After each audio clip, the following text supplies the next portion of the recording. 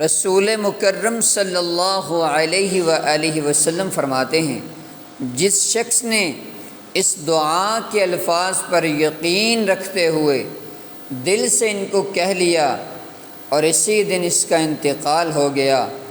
شام ہونے سے پہلے تو وہ جنتی ہے، اور جس نے اس دعا کے الفاظ پر یقین رکھتے ہوئے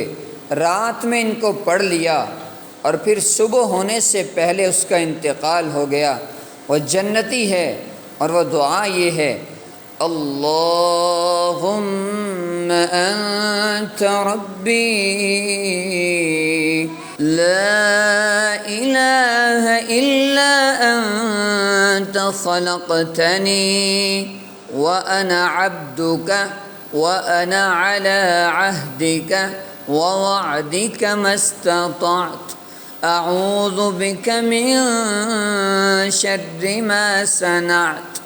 أبوء لك بنعمتك علي وأبوء لك بذنبي